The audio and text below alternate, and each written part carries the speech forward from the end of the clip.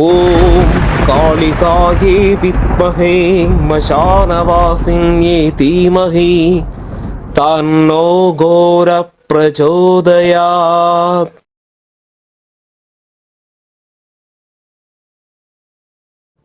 வணக்கம் ஆன்மீக நண்பர்களே. மலையாள மாந்திரீக முறையில நாம என்ன பார்க்க போறோம்னா, ஆஞ்சநேயர் உபாசனை எப்படி பண்ணணும் அதுதான் நாம பார்க்க போறோம். நிறைய பேர் ஆஞ்சநேயர் உபாசனை பண்ணுவது எப்படி என்று நம்ம யூடியூப் சேனல்ல கமெண்ட்ல கேட்டிருக்காங்க. அதை எப்படி பண்றோங்கிற விதியான முறையில தான் நம்ம சொல்ல போறோம். இந்த ஆஞ்சநேயர் உபாசனை பண்றதுனால நமக்கு எந்த தடைகளையும் உடைக்கலாம். காரிய சித்தி, தன அபிவிருத்தி, அதுக்கு எல்லாருமே ஆஞ்சநேயர் உபாசனை பண்ணலாம். பின்ன நிறைய பேர் பிரம்மச்சரியம் வேணுமா, கல்யாணம் பண்ணக்கூடாதா அப்படியெல்லாம் கேட்குறாங்க. அதுக்கான விளக்கம் நான் கொடுக்குறேன். அதுக்கு முன்னாடி இந்த சேனலை சப்ஸ்கிரைப் பண்ணாதவங்க தயவு செய்து சப்ஸ்கிரைப் பண்ணுங்க. உங்களுக்கு பிடித்திருந்தா லைக் பண்ணுங்க, ஷேர் பண்ணுங்க. இந்த வீடியோவுக்கு பக்கத்தில் உள்ள பெல் பட்டனை நீங்க கிளிக் பண்ணுங்க. இந்த ஆஞ்சநேயர் சாமி ஷிப்ர பிரசாதி தான், அதாவது சீக்கிரமா பிரசாதிப்பவர். சீக்கிரமா நம்ம கேட்கும் வரத்தை தரக்கூடிய தேவதை தான். அப்போ ஒருபாடு நாளெல்லாம் மந்திரம் ஜபிக்க வேண்டாம். உண்மையான நம்பிக்கையாய் இந்த மந்திரம் ஜபிச்சு வந்தாலே சீக்கிரமா சித்தி கொடுத்துருவாரு. அதனாலதான் ஆஞ்சநேயர் மந்திரம் நிறைய பேர் செய்யறாங்க. அது மட்டும் இல்ல, எந்த காரியத்துல வெற்றி பண்ணவும், எந்த தடைகளை உடைக்கவும், எதிரிகளை இல்லாம பண்ணவும், அப்படி ஒருபாடு வேலை இந்த ஆஞ்சநேயர் உபாசனையில பண்ணலாம். இந்த ஜோதிஷம், மஷினோட்டம், இதெல்லாம் ஆஞ்சநேயர் சேவையால தான் நிறைய பேர் பண்ணிட்டு இருக்காங்க. அப்ப அந்த சேவை நமக்கு எப்படி பண்ணலாம், எந்த முறையில அது எளிமையா பண்ணலாங்கிறதா நம்ம பார்க்க போறோம். இந்த ஆஞ்சநேயரோட மந்திர உபாசனைக்கு நமக்கு வேண்ட மந்திரம், மாலை, மந்திரம் இல்லை மாலை துளசி மாலை தான் நம்ம யூஸ் பண்ணணும். கணபதி மந்திரம் நம்ம 108 முறை நம்ம சொல்லணும். உங்களுக்கு கணபதி மந்திரம் நிறைய நான் கொடுத்துருப்பேன். அதுல ஏதாவது ஒரு கணபதி மந்திரம் 108 முறை சொல்லணும். அதே மாதிரி ஜெய் ஸ்ரீராம் இந்த மந்திரமும் நீங்க 108 முறை நீங்க சொல்லணும். அந்த 108 முறைக்கு அப்புறம் தான் ஆஞ்சநேயரோட மந்திரம் நீங்க சொல்லணும். ஆஞ்சநேயரோட மந்திரம் நீங்க சொல்லும் போது சத்தியம், அதாவது சத்தியம், தர்மை, நேர்மை என்பது எப்பவுமே நீங்க கடைபிடிச்சு கட்டாயம் அந்த மாதிரி நீங்க நடக்கணும். பெண்களுக்கு துரோகம் செய்யணும்னு கண்டிப்பா நினைக்க கூடாது. பெண்களுக்கு இல்லை, யாருக்குமே துரோகம் பண்ணக்கூடாது. இந்த மந்திர உபாசனைகள் எல்லாமே சித்தர்கள் சொல்லி இருக்கிறது நம்மளுடைய நன்மைக்கு வேண்டித்தான். அப்போ ஆஞ்சநேயர் பண்ணும்போது உங்களுக்கு எதிரியே இருக்காது. நீங்க எதிரியே நினைச்சு கவலைப்பட வேண்டியதும் இல்லை. நம்ம இந்த உபாசனை பண்ற டைம்ல, அதாவது ஒரு 41 நாள் நம்ம யூஸ் பண்ற துணி ஒரு தடவை போட்டா அப்புறம் வாஷ் பண்ணி தான் போடணும். மறுபடியும் போடக்கூடாது, வாஷ் பண்ணி தான் போடணும். நல்லா சுத்தமா இருக்கணும். 2 நேரம் நல்ல சுத்தமாக குளிக்கணும். நல்ல சுத்தமான சாப்பாடா இருக்கணும். அதுல அசுத்தம் வரக்கூடாது. விருத்திங்கிறது நீங்க ரொம்ப ரொம்ப பார்த்துக்கணும். நம்ம இருக்கிற ஜெபம் பண்ற இடம் ஒரே இடம் ஆயிருக்கணும்.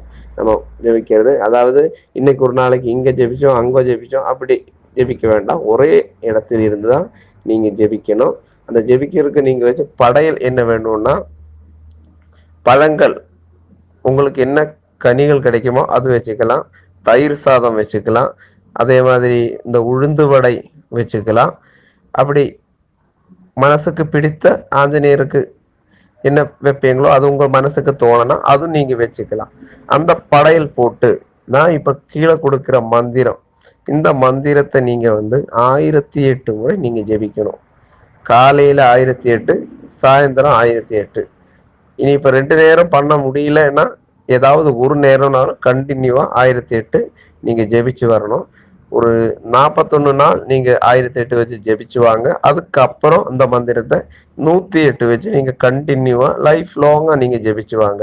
ஒரு உபாசனைனா 41 நாள் ஜெபிச்சு போட்டு விட்டுறக்கூடாது. கண்டினியூவா நீங்க ஜெபிச்சு வரணும். சில நிமிடம், சில சந்தர்ப்பங்கள்ல, அதாவது ஏதாவது தடை வரலாம், வந்தாலும் பிரச்சனை கிடையாது.